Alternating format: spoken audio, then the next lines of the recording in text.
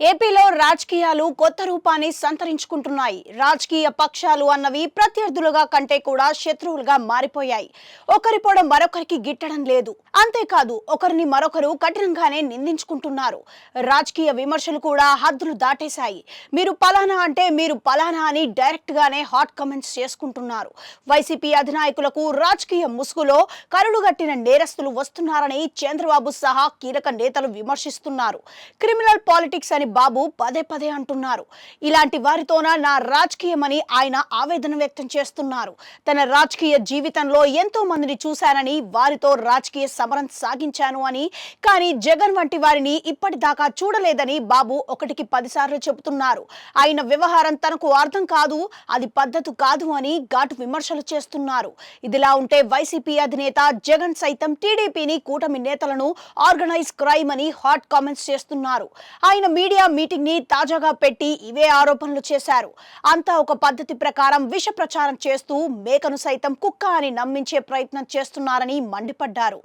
Organise crime చేయడం అంటే ఇదే అని ఆయన అంటున్నారు. వైసీపీ మీద బురద జల్లుతూ ప్రజలను మభ్యపెడుతూ అంతా ఒక సంఘటిత శక్తిగా మారారని అంటున్నారు. అంతేకాదు చంద్రబాబు లాంటి వారు అరుదుగా ఉంటారని, ఆయన ఏపీకి చెందిన వారు కావడం మన కర్మ అని కూడా విమర్శించారు. తాను బాబు లాంటి వారితో రాజకీయ యుద్ధం చేయడం బాధాకరమని కూడా జగన్ అంటున్నారు. ఇలా చూస్తే కనుక బాబు లాంటి వారు ఎవరు ఉండరని, ఆయన ఆలోచనలు వేరు అని జగన్ ఘాటుగా విమర్శలు చేస్తున్నారు. ఇక ఆయన అలాగే ఉంటారని, ఎప్పటికీ మారని, మోసం చేయడమే ఆయన నైజమని జగన్ తీవ్ర స్థాయిలో విమర్శిస్తున్నారు.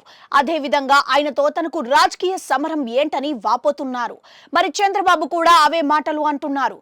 రాజకీయాల్లోకి వచ్చిన నేరస్తులు ముసుగుని తొలగిస్తామని, అందరి ఆట కట్టిస్తామని కూడా వార్నింగులే ఇస్తున్నారు. మరి ఇద్దరు ఇలా ఒకరి మీద ఒకరు పదునైన విమర్శలు చేసుకోవడమే కాదు, రాజకీయాలు ఇలాంటి వారితోన చేయడం అని అనడం అంటే చిత్రంగానే ఉంది.